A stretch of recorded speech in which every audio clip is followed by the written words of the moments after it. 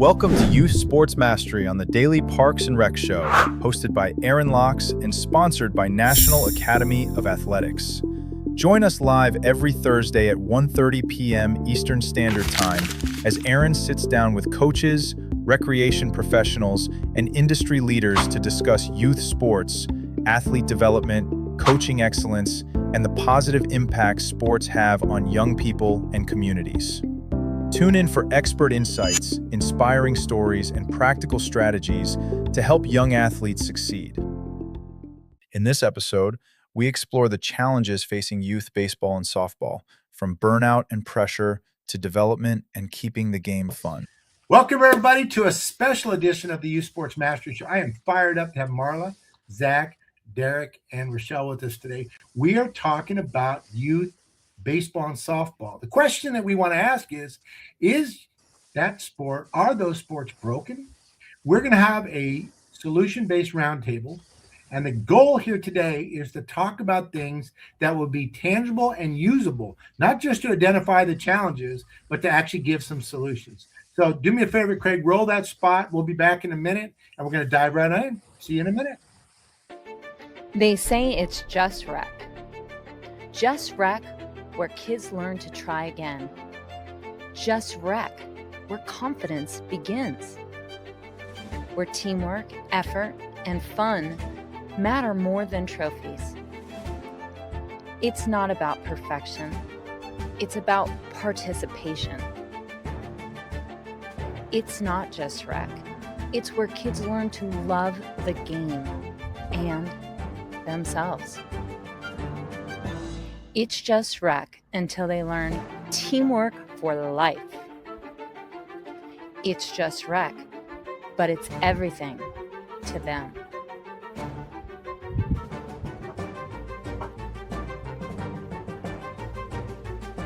It's more than rec. It's a movement. It's just rec until you realize it's shaping the next generation. Together, we're not just running programs. We're building a culture of confidence, connection, and community. Join us. Before the game, before the lights, before the pressure, there's a moment most people never see. Welcome to The Athlete's Commute, a podcast distributed by DPRS Media Network, co-produced by Her Sports, and hosted by Jordan Zift. Each episode, Jordan gets behind the wheel, driving athletes to practice, to training, to game day, while getting to know who they really are beyond the jersey. The mindset, the grind, the sacrifices, the moments no one talks about.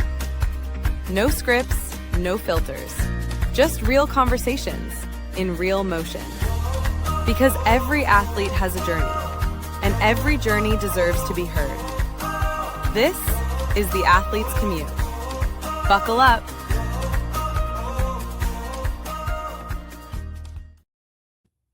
Welcome back, everybody. We are diving into youth baseball and softball today.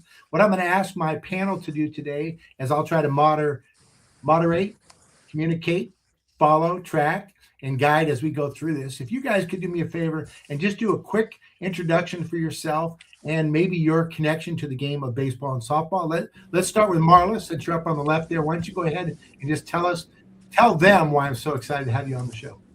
Hey, I'm Marla Townsend. I am the founder of Be Elite LLC, a mental performance coach, and I'm a retired collegiate softball coach, coached at the University of Alabama at Birmingham. Thank you and welcome. Zach, you're up.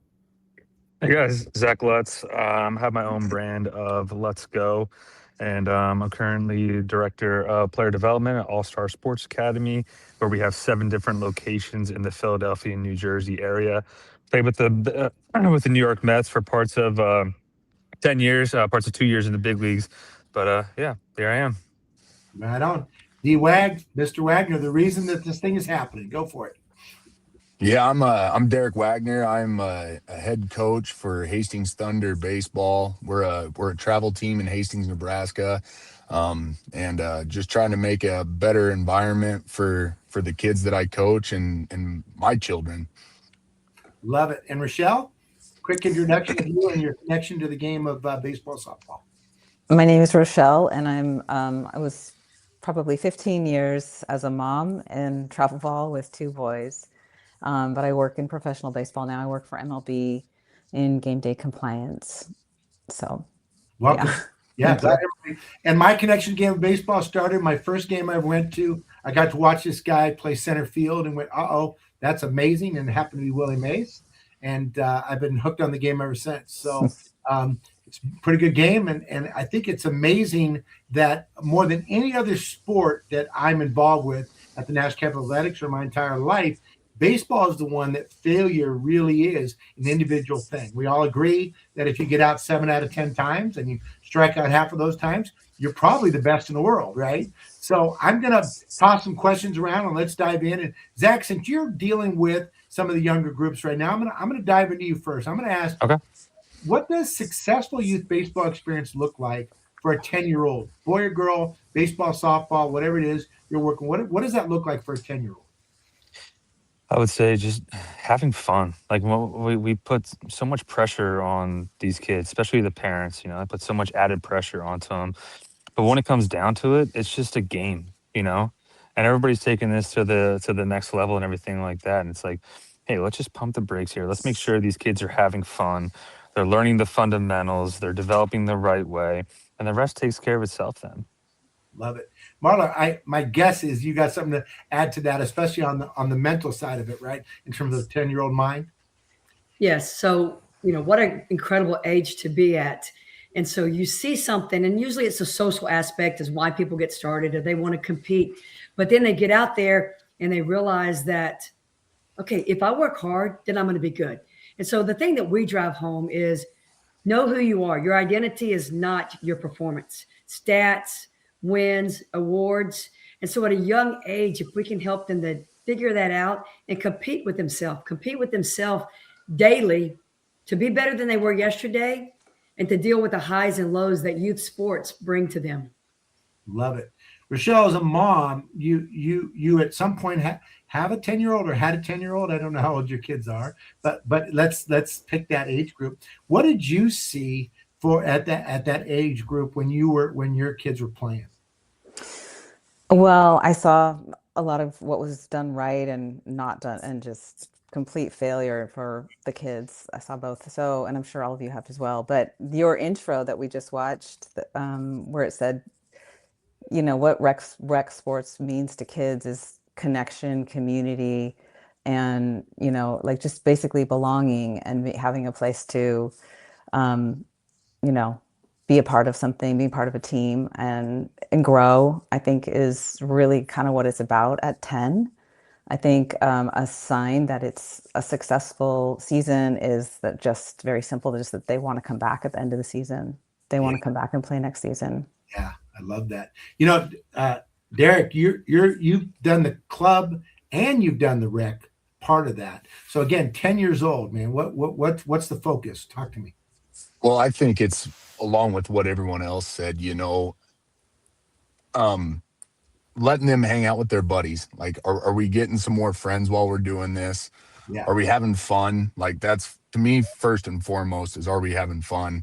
And then the next thing for me is like, we all alluded to this. Baseball's a game of failure. And how do we learn how to handle that failure starting at a young age so that we don't have those temperament issues as we get older, And then is their love for the game the same or better at the end of the year as it was at the beginning of the year? Yeah. I love that. We love to say, priority number one is safety, right? And then number two is, do they have such a positive experience they want to do it again? But I like the fact we're digging deeper. Now, Marla, I'm coming to you on this one because where my mind goes, I'm kind of stoked about this, is you're not necessarily involved in the system of youth on a major scale, right? But you've done the recruiting, you've seen where it is. And a lot of the young girls that are playing, these young softball players, they wanted to play for you, right? They wanted the opportunity to play Division I. So when you look at the system, right, and we talk about pressure, what would you say is the current system when you look at it that you've gone through and looking back on it? What would you say was working well And what are the areas of challenge that you may have seen as you looking from the coach? I say looking down from a coach, looking down, and let's say the recruiting process or the kid development or any of those pieces. What do you got for me? Yeah. So, well, really, honestly, with youth sports and how it brings everybody together, the community, and the car rides. What an incredible opportunity for parents and athletes to be together. But when they get out there, they've got to establish so many things like teamwork and dedication and determination, and they truly see that what they put in, that they're going to get out of it. Now that doesn't translate to playing time and stats and stuff, but it's like when they realize what they can control. So at an early age, when they commit themselves that I want to see how good I can get, and then they decide and determine that they're going to do the little extra stuff, and then they start competing at a high level for themselves. Well, that's not where they're going to stop. They're going to continue to challenge themselves. And you do so by playing the game, by living the experience. And then when you look at it, yes, parents, athletes, they say, okay, maybe I want to do this in college. And that's great. And I can tell you, this is key. So many camps and clinics over the decades that I've done. And I can tell you who can throw good, who can catch and field and hit and run. But what I can't tell you is the invisible mental game. Now I can see body language, and that's where they really have to come in. If they've got the talent, the physical talent, that's when they've got to then apply themselves in the mental game and become aware of the negative self-thoughts and really turn and focus it into self-talk. And that's a huge step toward reaching the goals of playing on a competitive level, whether it's years down the road or whether it's in a collegiate setting. Got it. So Zach, when you got a group, right, you have to be given some mental components, but it seems that pressure is real, and so let's talk a little bit about the pressure that comes from parents and how you as an organization suggest that we deal with that. Because I know you're sitting here, you're coaching somebody up, and that dad is over there and he's giving him the what the hell are you doing look, right? Or, eyeball or this stuff. Right, that's got to be happening. I'm sure it drives you nuts. But how are you dealing with that, and how can we address the pressure situation? Because like Marla's talking about it's the wherewithal. We've already mentioned about this is a game of failure. These are games of failure. So how to come through that? How do you address that? Yeah, well, some of the parents think that their kid is, at 10 years old, the next Bryce Harper, and that's their golden ticket right there to everyone's future. When you got to take a step back and just you just have to be honest with them. And I feel like that's where a lot of, these academies, these coaches, honesty isn't there. But if you're honest with them and upfront and being like, hey, this is the goal right here. The goal for baseball isn't to make your son a major leaguer. The goal is to develop him both on the field, but then off the field as well. How to communicate, how to be a good team player, how to make adjustments, all of that. And that's my job. And that's why I love doing it. That's awesome. Rochelle, did you find out when your kids were playing and coming up that there was a healthy balance, or did you find when we talk about balance of development, competition, fun, how was it? How do you deal with that? I'm thinking, I know myself as a parent, I'll chime in, but I was thinking for yourself, how do you balance those? You're muted. Sorry. No problem. Some coaches are very good at they truly are about development, and those are the ones that seem to they've had a lot of longevity in the game in one way or another. And so I think as a parent you can it's kind of like doing the best to put them in the right environment with the right type of coach. And sometimes you have to sit through a season that isn't great for them, but I think all of them can be used for a parent can make the most out of even not a great situation. And if we're still talking about 10-year-olds, I think to Zach's point, it seems like from my observation, 10 to 12-ish is when parents peak insanity kind of kicks in, where they really think, like you were saying, this is where they're just big stars in their eyes. And, on the other hand, I saw coaches just crush kids' dreams and tell them at 10 or 9, you're never going to play. I mean, why crush their dreams? There's no reason to do that. But but that's coming from the kids. Like, they have the dream, and that's where it really needs to stay focused, not on what the parents want to like squeeze out of them. So, but I think as a parent, you can shelter them from a coach to a certain degree, if they're going to stay on the team for the season, and just help them focus on like also, like what they can control. And I think they tune out a lot. So I also think it's okay to not highlight problems that you're seeing necessarily. Right. And just kind of, it's always that focus on letting it be their experience, but paying close attention as a parent.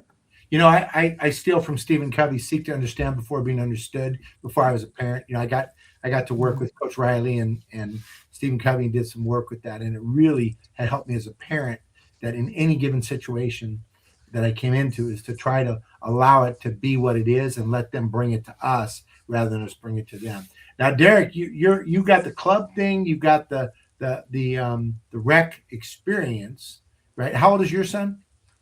He's 10. Yeah, well, my goodness, I picked a good number. All right. Yeah. You're living this, brother. You're living this. All right. So with him, how do you balance? Because, look, man, if my son was coming up, I'm going to send him to Zach, and Zach's going to make him work, and he's going to make him do these things. But the bottom line is, he's got to want to do that, right? So if he doesn't want to go there, then this isn't going to work. I don't care who you are. If they don't want to do it, back to what Marla said, if it's not here, and it's not here, it ain't going to be here, right? But what do you do about development, competition, and how do you balance those two things with your son? Well, so my son, like, I always tell him I'm only going to push him as far as he wants to be pushed.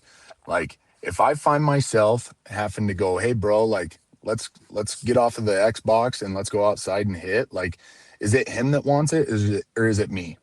But I'll tell you right now, like, 4 out of 5 days in the work week, I get home and I've got like a 1/4 mile long driveway. I get home in my service truck. Guess who's waiting in our south acreage with his bucket of balls, his glove, his bat, and my glove? You know what I mean? And so, like, as long as he's the one wanting it, that's where it stays, And man, I'll pitch him baseballs until my arm falls off, if he wants that. But I wanted to touch on the whole pressure thing that you were talking about with Zach a little bit.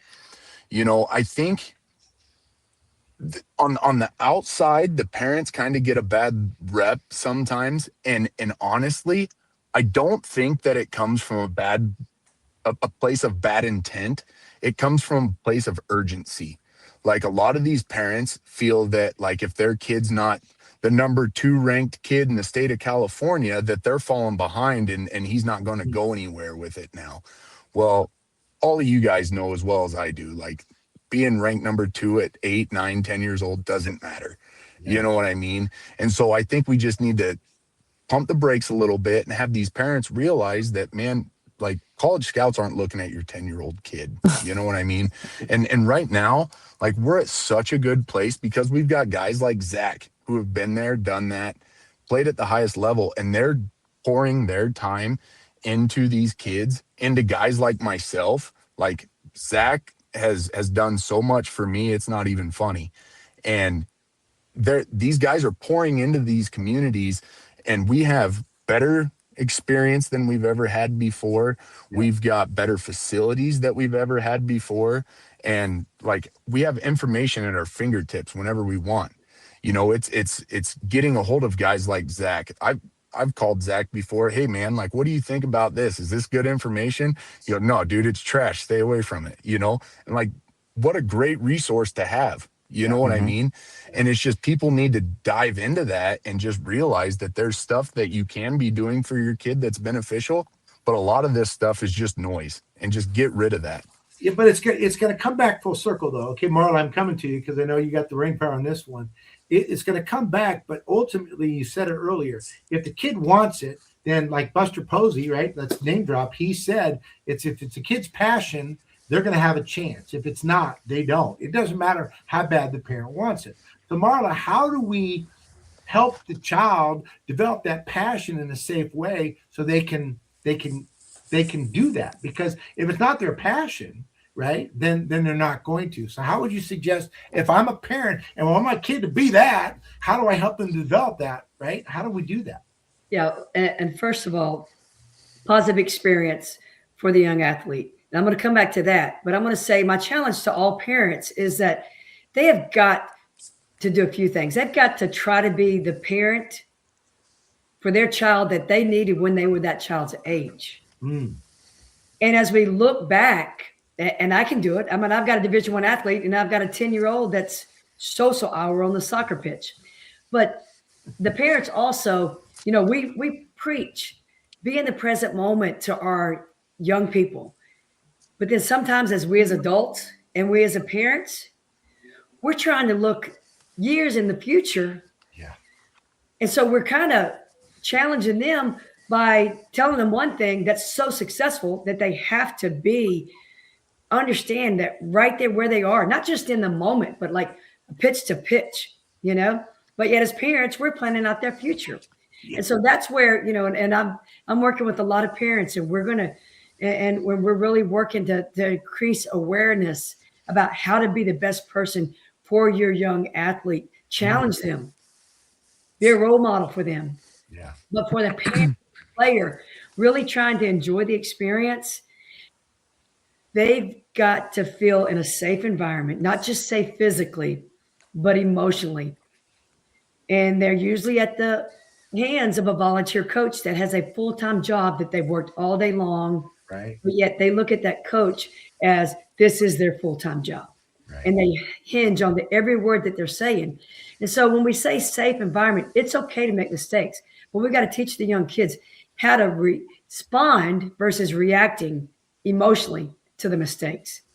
And when we start to do that, and we start to help them understand that through hard work and through dreaming and setting goals and having a vision, wherever you're at right now, that's all it is.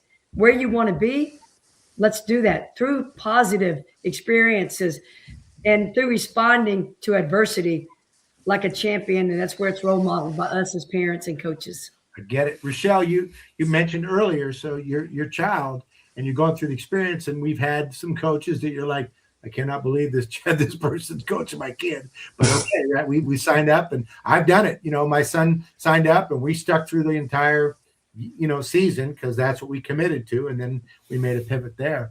I'm a huge believer that if we can create an environment that has a competitive base, but it's fun. See, I see competition as play. If I'm going to play you checkers, I'm trying to kick your butt. We're going to fist bump and move on, right? And we have to have what did Ted Lasso say? A goldfish memory, right? Because it's got to be quick to go forward, right? Got to love Ted Lasso. So Rochelle, when you think about your child's experience as they're going forward, and we talk about pressure, we talk about competition, all these different factors, what have you found as mom that has helped your child to have what Marla's talking about, which is not just a level of comfort, but also inspiration to want to do more? I would assume you're there, right? Want to do more. Let's see. Well, they have, like, I think what Marlon was saying as well, that they have, they want to, I have boys, so they're very competitive on everything. Like, what's your favorite color? Like, have competition about literally anything. So, but channeling it into sports, I think there's so much going on a team for boys in particular.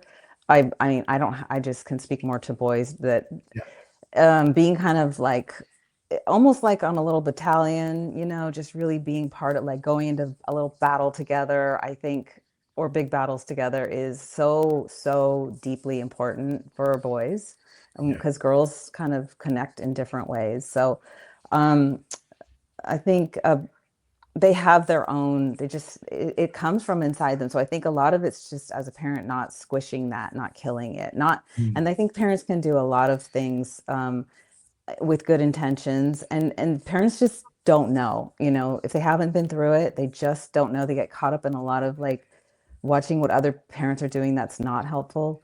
Right. And I think like little things like you can, okay, well, one example, like my younger son, he started when he was 4.5, t-ball. And then, we did heavy travel ball, like through the 10, 12. And then by the time he was finished with 7th grade, going into 8th grade, he didn't want to play. I was gutted because I love baseball and he was my last son. And but he did some other things. He went in track, he played he volleyball, and but then by the time he got to high school, he definitely wanted back on that team. And then by the end, he was, very focused and having developing skills that last, are extending into his college success and beyond. So I just think there's a lot. I guess it's a lot of it's just not killing the natural enthusiasm that they have. They come with it. So I'm going to pick up on that thread. I'm coming to you in a sec, Zach, because I've got some ideas. But when you talk about specialization, the biggie for me in all our programs, we do something that's fun and high energy, and the kids want to do it again. You know what we say? No. We hold that fun joy and we put it on the side for a minute. And you know why we do that? Because if we give it to them again and again and again, it becomes normal rather than something really exciting to do. So what we've found that has worked out is if let's say Derek's got a baseball team and he's got practice and he runs a drill and they love it and it's competitive and they want to play it again, we say, hold on, let's do the work to earn that again. And by doing that, we're finding that it keeps them attracted in. But you mentioned the fact that your son had burnout. Zach's kind of hit and miss right now with the internet. So Derek, I'm going to throw it to you, and we'll flip it up to Zach when he gets back in. Talk about specialization, because do you think it helps or do you think it hurts? And what age group are you seeing for the kids that you've worked with, where it's like, okay, now it's time to really lean in and specialize versus play multiple sports? So, I mean, me and you've had this conversation several times before. I'm a big advocate of raising multi-sport athletes.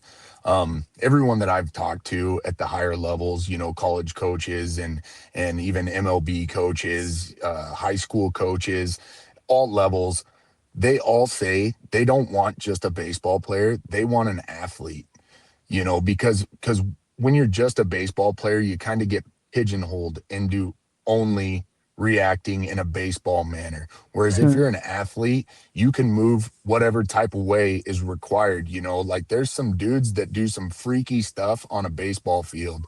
And that's because, well, they played football.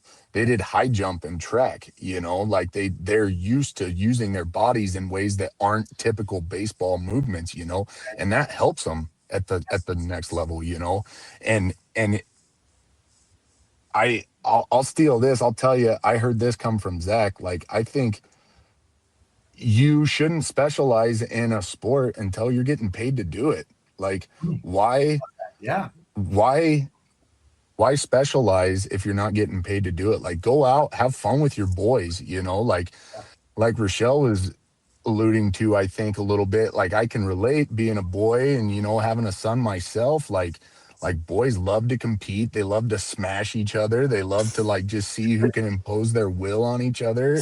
And then afterwards they fist bump each other. And then, they're best buds again. And that's the epitome of how my childhood was. And I try to push that onto my son a little bit. And some people kind of look at me kind of weird, but I'm like, I tell a lot of these parents, you remember back 20 years ago, that's how we did it. But now everyone's so worried about their kid being the number one kid and not getting hurt and this kind of stuff that they take that competitive drive out of these kids, and then they wonder why all of a sudden they're acting out in school. Their grades are suffering when they're in school. Well, if they have this time to go release all that energy and release all that competitiveness in practice or in games and stuff, they're going to be better, period, in all aspects of their life. You just have to channel all of that energy in a positive fashion. Marla said something the other day, which was amazing to me, is being a multi-sport athlete, all of them stealing, go ahead, but I'll actually listen, is your spatial awareness is better. What? Zach, real quick, because we got 1 minute before we come up against the break, dive in real quick about specialization versus not. You got a minute. I'm going to yield the floor. Gentlemen, go for it. Gotcha. So I think Marla hit the nail on the head when she said about I raised my kids the way that I was raised, right? And it was both my parents worked two jobs, so they never forced me to do anything. It was my decision. If I wanted to get my work in with them, they were always going to be supportive. They were always going to be there, but they never forced me to do anything.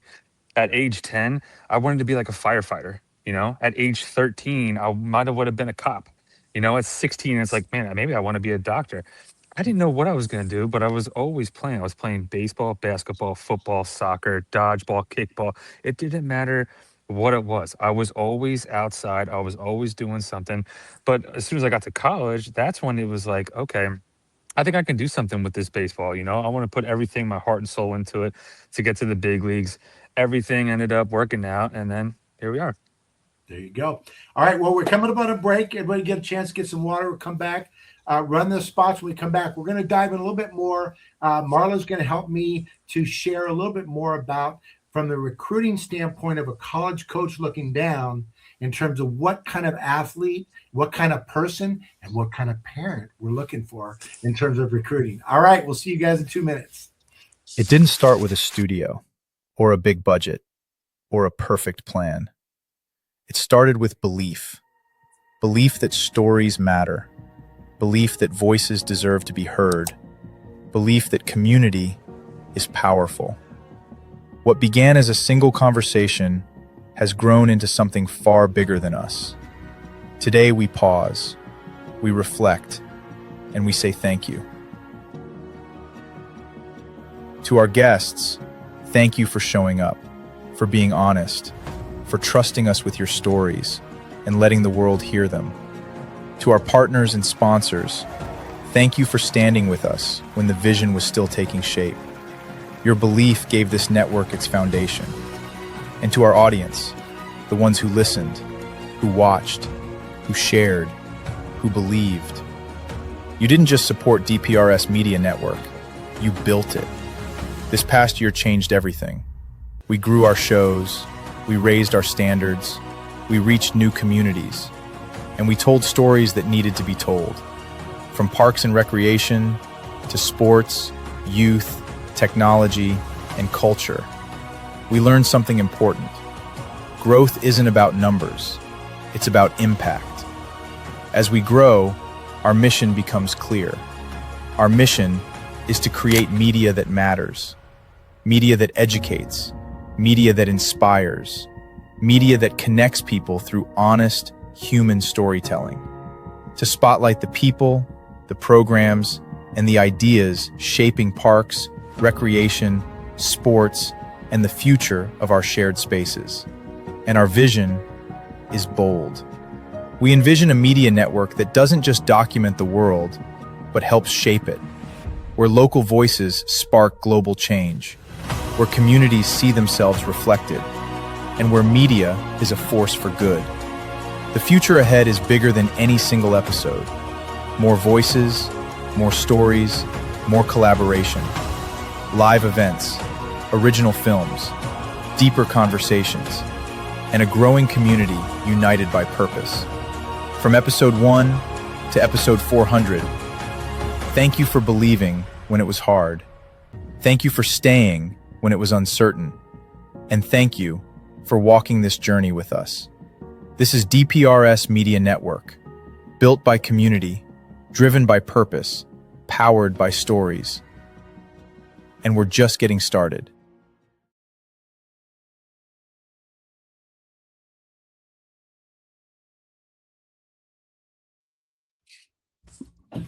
All right, welcome back. I'm hydrated. I don't know about you guys, but let's dive back in. We're having a great time with Marla and Rochelle and Zach and Derek. I really love the different backgrounds and experiences that we're bringing forward. And to me, like I'm taking notes on some of the stuff as we go forward. Now, we teased it before we went to the break, and we talked a little bit about kind of what that experience is like. Marla, you've recruited once or twice, I would imagine, right? Would you do me a favor and kind of give us the insight a little bit about what, so that parents are out there listening, we know, right? Derek's got a 10-year-old and he wants him to play for you. Yeah. So what I want you to talk on two levels. One is the child, the athlete, But the other one is, you know what? Because I remember when I was coaching, I would look around the room, and half the time I'd see the parent that was overcoaching his kid, and I'm like, yeah, I don't want to coach that kid, even if it was rec ball. I don't want to deal with that at all. But okay, if I explain the question right, am I ready to toss it to you? Yes, absolutely. So yes, decades of recruiting. And, sometimes my favorite recruiting experience was when I would fly into places and I would not have UAB all over my chest. And I would go sit in the stands, or I would be out in center field in the car looking without anybody knowing. I want to see who you are playing on the field, communicating with your parents, how you respond to them, dealing with teammates without knowing that someone's watching you. And so every opportunity I have, and the thing that's body language is huge. Obviously, you've got talent. When you look at the talent level, it's almost like I wanted to see him strike out. Why? Because I want to see how they respond to that. And so I should walk up to the field, and if I see you walking around, I should not be able to tell if you were 0 for 3 the previous game or if you were 3 for 3. So I'm looking at you having that it factor. That's where you're hustling on and off the field. You're communicating with your team when you're out there. You're watching the picture and talking to your teammates of something that you see. And then how you respond to coaches. Regardless the situation, the coach determines the lineup. The coach determines if they're going to send you or going to keep you, and how you respond sometimes when adversity hits. And so then I would do home visits, and I would go and see actually how they responded to their parents and how they interacted. And so as a player, as a young player, what that tells you is that when you're watching Major League Baseball and professional softball, and you're watching the highest level, you've got to know that they didn't get there just on talent. Yeah. Who they are as a person, how they treat others, and then that work ethic. What they work on, the weakest skill that you have, so that it can come up and then meet the skills that you dominate. And so honestly, I would think that's the biggest thing is really, yes, I want to see them play, and I want to see them compete, and I want to see them make the double plays and throw the breaking pitches. But I want to know who they are as a person, because you can bring one bad seed into a program, and it can ruin so many years of hard work. Working with Coach Wooden, I remember him talking about how, he wanted 6'7" with the 7'2" wingspan and all those factors, but he always started with first, which was character. He wanted people of high character first. So let's go to Zach. Speaking of character, right, Zach? Do me a favor, brother. When you were recruited, he fell off. We're going to have to come back to him in a second. So to fill in a little bit, because it's kind of a funny story, but when you think about recruiting, it's interesting to me. I hear these people start talking about kids being recruited that are younger and younger and younger. And to me, it's insane. Rochelle, you deal with, can you just give a little insight about the stats and what's going on in baseball a little bit? I don't know if you can give me anything, but in terms of just what you're seeing, and I don't know if there's any insight or anything you can share, but I figured you'd be the one to go to on that, right? Is there any kind of data or information that could be helpful? I know you deal with the compliance component, but are there particles of that in terms of when they can talk to or how they go forward or with littles and stuff like that, or how does that work? I'm sorry, the last part of your question. How does it work in terms of Major League Baseball with kids in terms of that process? I know there's scouting and whatnot, but how does that? I'm just curious what's regulated or not from the Major League Baseball way of how they go about doing that. Is there anything like because you deal with compliance? You want to give me a little bit more on that piece? It's really about game day rules and not cheating.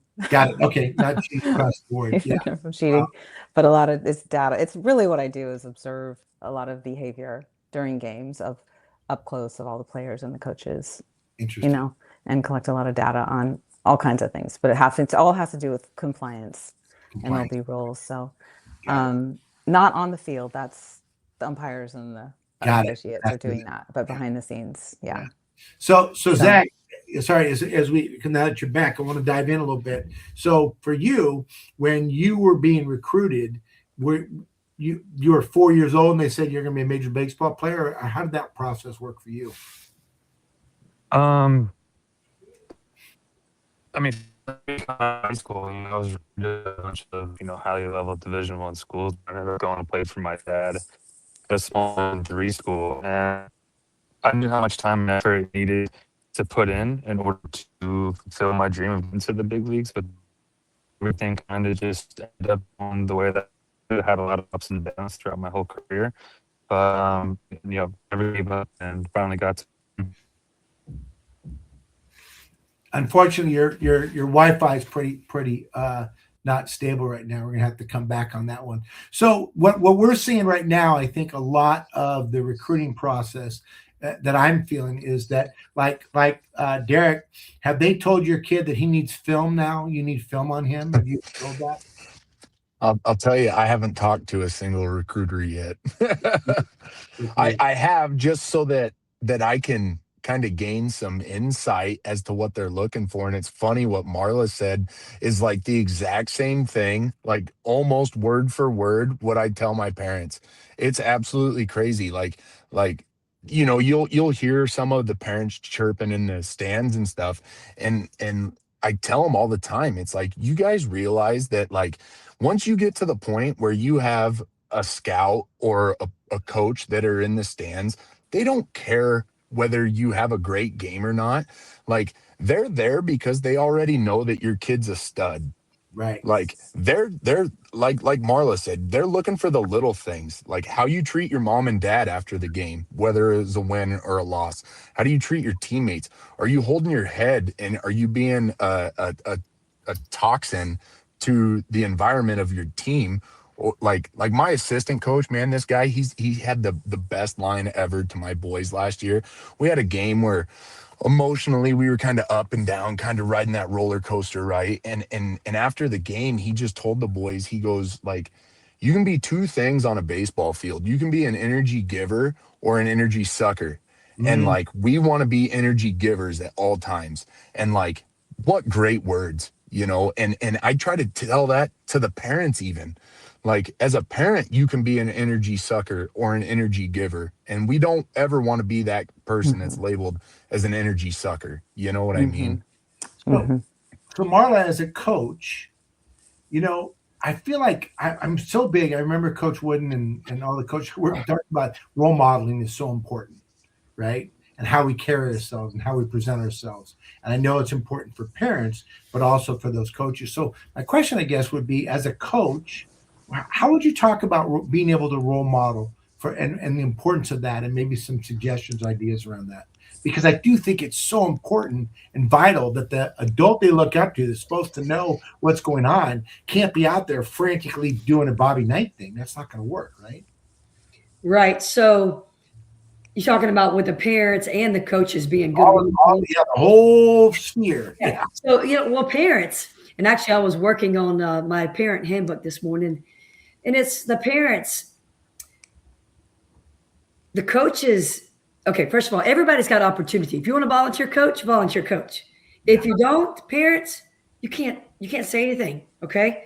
So how the parent responds to the coaches, practices, voice level, game day strategies, the child is watching, and the parent has no idea until it's too late that the child is watching and going to model their behavior.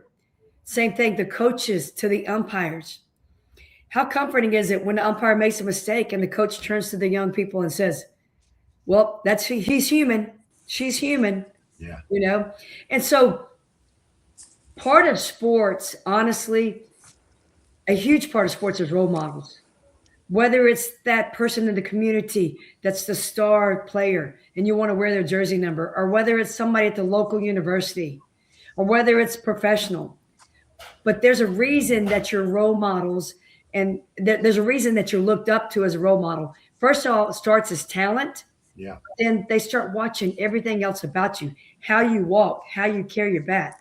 A great example of role models is I have athletes that I work with that can do exactly the mental routine before a professional player's at bat because of that consistency. And how huge is that? Because every player needs a routine, defensive, offensive, but Right. yet they watch them. And so that's a role model in a positive manner. And we Yeah. hope that we as parents and we as coaches and administrators at local parks, that we're a positive role model to our athletes, but yet we've got to become aware when we're not the role model that they need to see. It may take a tough conversation, but we Yeah. need to be aware. I'm a firm believer. We call it like-minded. Making sure that if Derek's coaching my child and Derek says throw it to the cutoff, when I'm in the stands, I'm throw it to the cutoff. I'm not saying throw it home. You can get him out because then my child's got to make a really tough decision between the parents that feed them and the coach supposed to know what's going on. So we can ruin this experience for our kids. We've got to find a way to make it like-minded. Now, Derek, I know in the leagues that we run through the National Cap Athletics, we have a parent orientation. We have a letter that explains all of these factors. But what do you do with your parents? You got a new team. You got 12 boys on your team, right? They're a bunch of 10-year-olds, which herding cats half the time. But part of that is you got to get the parents on the same page as you. Now, I'm not talking as a league manager. I'm talking about coach to parent relationship. Let's talk about that. How do you suggest? What do you do? What are best practices you do with these parents? Because my guess is you don't say you just sit down and shut up and I coach your kid. There's got to be some balance there, right? Yeah, so I guess so I didn't do it the first year that I coached, but every year since that, because I learned my lesson my first year, Yeah. I might not be the smartest guy ever, but I'm a fairly quick learner. Every year after that, I've had a code of conduct that I wrote up. And in that code of conduct, being that I'm dealing with youth players, not college kids, it it outlines expectations of us as coaches. It outlines expectations of the parents in the stands, and it outlines the expectations of the players on the team. And I have a three strike approach. Like the first time, and it depends on severity, right? Like it's kind of case by case. But first offense, like I'm just gonna go up and say, hey, like we need to fix this, we need to do better.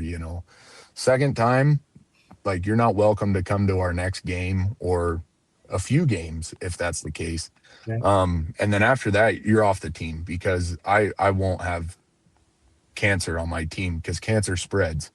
And I'm real big. Like one of the things that I have outlined in there for the parents is like I will not discuss playing time, period. End of story. Doesn't happen. Because I feel like a lot of times when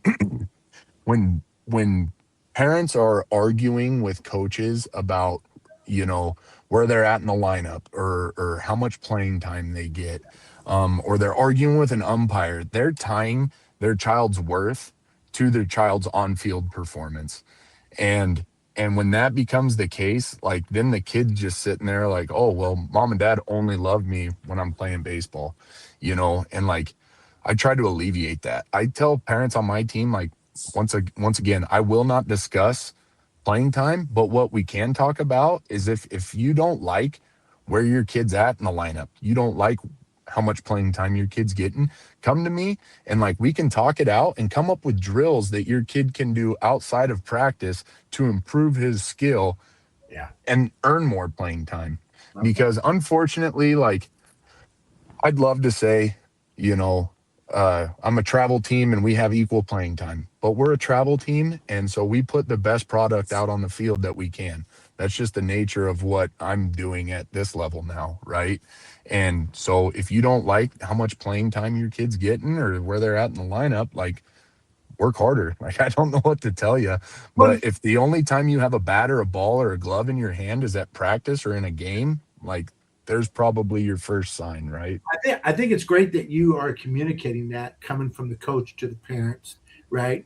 And I think it's good that you're kind of laying it out and you've gone forward. Now, Rochelle, as mom, and I sure at some point, don't know you that well, but I'm sure there's a time where Mama Bear needs to come out, right?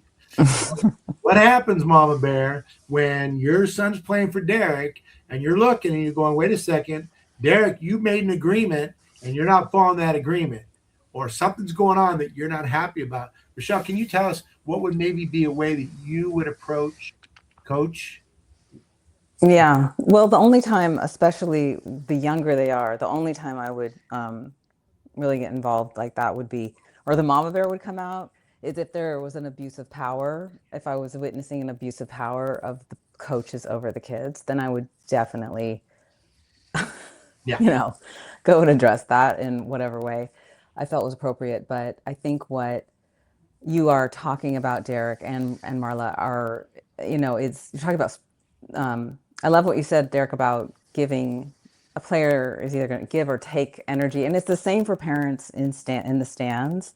And when a parent is, I mean, everyone gets frustrated with bad calls, of course, but when they're just being sort of abusive towards the umpire, or just yelling a lot of instruction, there really shouldn't be any instruction coming from parents, even focus, get this hit, or any instruction at all. It doesn't help. It just distracts. It kind of embarrasses kids, and it just splinters it just causes them to tune you out, or just be resentful, the kids, I think. So so parents can be, when they're doing that, they're really just making it about them again. So it's not about what's going on for the kids, because really parents, all they really need to do is clap when something good happens. That's it. And so I think parents can be good leaders. As Derek, you're being a good leader as a coach. The way you're really laying out parameters for everybody. That's really important, because what I think you really want, there's a bigger picture. It's beyond, everyone's going to stop playing at some point. It's ideally they are going to learn really resilient mindset, and they're going to learn, they're going to become leaders themselves, because if they had parents and coaches that were good leaders, that's really what you want, I think, at the end of the day. And you want to have a good bond with your kids through the whole experience. And so all these things that parents are doing, it's not good. Focusing on the big picture rather than the micro of what happened in that one at bat, right? And Marla, I'm coming to you. When you and I talk. Hey, Aaron, if I could interject real quick to add to Rochelle's point, one thing that at least at the youth level, like she said, not having the parents, coaching up the kids during the game. Like, to be honest with you, I try to do very little coaching during a game. Exactly. Because we've already gotten to the point, like, we should know what we're doing by the time that we go to a game. Like the practice, that was my time. That was my time to feed the boys with whatever information that I needed to feed them in. Now I need them thinking as little as possible and just letting their training take over, like reacting to a pitch versus, hey, get your elbow up, spread your feet out wider, make sure you keep your eye on the ball. Now they're thinking about all this other stuff in their head. So like now it's just like, hey man, see ball, hit ball, let's go, baby. Like just pump them up a little bit and leave it at that. Like there shouldn't even be coaching from the coaches in a game at the youth age, in my opinion. I could be wrong. I completely agree. It still happens at the college level. I witnessed it last week. It's still happening. Same thing at the college level. It blows my mind. So I invented Talk, Teach, Play based on Coach Wooden's and many other coaches. Actually, Dusty Baker helped me with this as well. What we do is nothing lasts longer than 15 minutes of practice, 3 minutes of verbal instruction, what to do, when to do it, how to do it, why to do it. 6 minutes of skill development, working on the drills with directions and corrections, being coached and taught. And then the last 6 minutes is play. And what you're talking about, Derek, when kids want to play, we have to give them that freedom to experience it on their own. And see, what happens sometimes is that'll happen, and then all of a sudden one mistake will happen. Next thing you know, Derek, everybody on the baseline, you're like, well, wait, we didn't get to play. And if that, we take the joy and we suck that out of that, right? So Marla, I feel like one of the things about baseball, and I had conversations early on with some people in Major League Baseball. I think they made a mistake in Major League Baseball, but definitely in the sport. Baseball is a slow sport. It's really not fun until you get to be able to throw and catch and hit the ball. Let's be honest. But for some reason, they want kids to start playing ball at 3 years old. I get it. I know when you're in the front living room and you got the ball that's this big and the bat that's this big, they can hit it. They're amazing. And it's wonderful. And that's what it is. But I think it's contributing to burnout.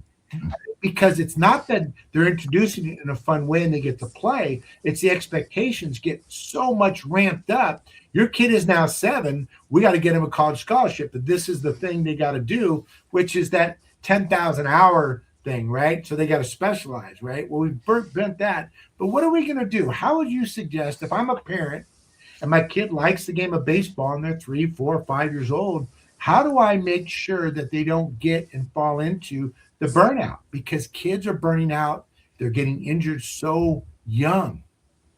Yes, that's a great point. And so we actually have some programs with some groups that I work with is skill development, no actual competition until a certain age. Or really, it depends on their level, but like we get them in there, we teach them the rules, start with the rules, throwing, catching, how to hold a bat, the athletic position. So we go over all that. Now, parents are going to be parents and the kids have fun. So, but it's the point when the player gets hit over and over and over by a player pitch and then they're done, you've got to see that coming. And so as a parent or as a coach, you've got to be able to address situations that's going to create them wanting to get away from it. And it's hard because it's not something that's, that you can touch, but it's something that you have to just be aware and watch. But early age skill development, all for it. Early age, I can see where that would come in because there's some playing, but I focus. can see what you're talking about, but if you can do it in a fun way. See, here's the crazy part. I know you're a Coach Wooden person. I've name dropped them, my goodness. But his pyramid of success, the cornerstones are industriousness and enthusiasm. See, if you work hard, that we need that. But also we want to have an enjoyment. So, but if they work hard but they don't love what they do, they're going to stop doing it. Yep. But on the other hand, if they love what they're doing, but they're not getting anything out of it, they're not going to get anywhere. But when you put the two together, and I think, Derek, that's what you talked about, we have to find a way to balance, right? We got to balance that triangle so that they're working hard at National Academy of Athletics. It's play hard, have fun, right? So we got to let them do that. Derek, real quick question. Do you use pepper, pickle, or any of those small-sided little things, hand-eye coordination, drills / games? Do you play those at all or no?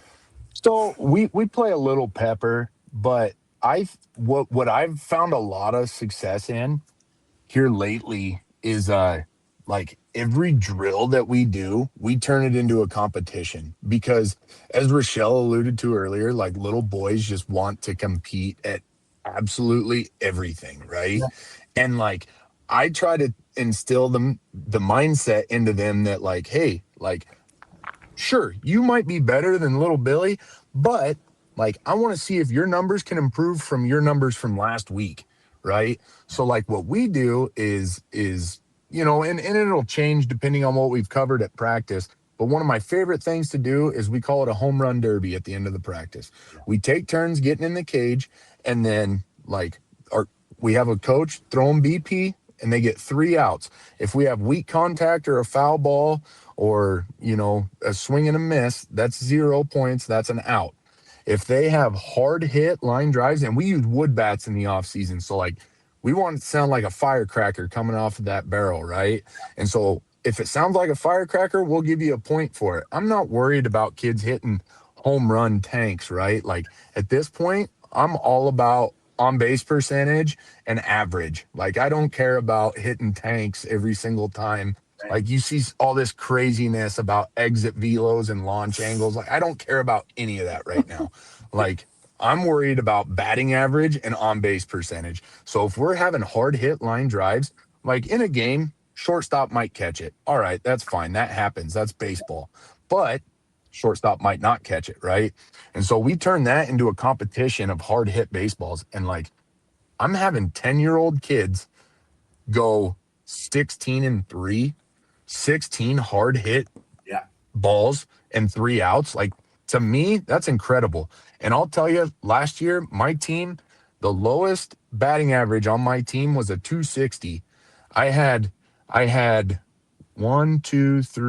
three kids with over a 400 batting average, and I had 6 kids with over a 300 batting average last year. Well, it sounds like you're focusing on the effort rather than just the result, because if they hit the ball hard, good things are going to happen. Yeah, All right, and make it fun. Let them compete at it. all right, we're coming down the stretch. Everybody's going to have 15 seconds to give us the biggest takeaway from today. Rochelle, go for it. What's your biggest takeaway from today?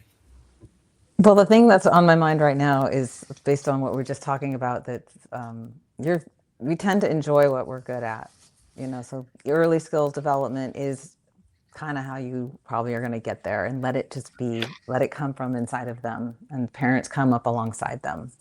Yeah, I love it. So it's good. It's okay to teach them the game, but let's keep it fun, right? And they'll want to keep doing it. Derek, what's your biggest takeaway from today? Well, my biggest takeaway, I was pretty happy to get some affirmation from Marla, in the sense that what I'm telling my parents is almost verbatim what Marla alluded to earlier, as far as, if there's a scout or a coach in the stands, like, you're already a stud, like, do the little things the right way. That's what they're looking for. Good stuff. Marla? Well, it's just like, I want every person that hears this to be able to walk away with something. And we've had so much good, like everybody, you've been incredible, but apply it immediately, because as humans, we sometimes hear it over and over and over, but take something that you've learned from this and apply it immediately, because your daily choices really determine how good you're going to become. Yeah. And we're faced with so many choices, but when your effort changes, your confidence grows. And when your confidence grows, you become a better athlete, and you apply this to your life, you become a better person. And so if you love it, go for it. Love it. I love it. I love just the different and just the different angles and perspective, from mom to dad to coach to the whole thing we're able to bring in. Sorry, Zach's Wi-Fi dad on him that, but I'm just grateful. This is the first conversation I love this style ability to just share information out there. So thank you all for joining today. If you got any questions and answers, good, clean, funny jokes, or anything you want to share with us, catch us at the National Academy of Athletics. If you're looking to get in touch with Marla or Derek or Rochelle, if you come through the National Academy of Athletics, my team will make sure we get information out. Please continue to follow and like and share and comment, and do that across the board. And remember, as you get out there and you're chasing kids around, remind them to play hard and have fun. We'll see you guys next time. Thanks, everybody. Take care. Thanks. This year, we didn't just attend an event. We became part of something bigger. IPRA 2026 brought together leaders, innovators, and community builders, all united by one mission: to strengthen parks, recreation, and the people they serve. For DPRS Media Network, it was an honor to join IPRA 2026 and take part in meaningful, real-time conversations, capturing stories and amplifying voices that matter. To IPRA, thank you for creating a space where collaboration thrives and the future of parks and recreation is shaped together. We extend our deepest gratitude to Amelia and all our partners who made these live interviews possible. IPRA 2026 wasn't just an event, it was a reminder that when communities connect and stories are shared, impact follows. From all of us at DPRS Media Network, thank you, IPRA. Thank you, partners and sponsors. We're honored to stand with you and excited for what's next. Are you a vendor, brand, or service provider ready to connect with the heartbeat of local communities? At DPRS Media Co., we tell the stories shaping parks and recreation across America. Through podcasts, live streams, videos, and newsletters, we reach frontline leaders, city directors, and decision makers every single week. From youth sports and facilities to programming and policy, our audience is your audience. Sponsoring or partnering with DPRS Media Co. puts your brand in front of the professionals who build, budget, and buy for their communities. Launching a new product, growing your presence in public spaces, targeting cities, counties, or departments, DPRS is your trusted media partner.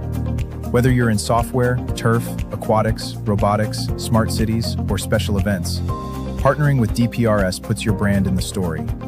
With commercials, interviews, social campaigns, newsletters, and live shows, we're your media team. Partner with us and grow your impact in the $200 billion parks and rec industry. DPRS Media Co. Stories that move parks and rec forward. Your audience is here. Let's meet them.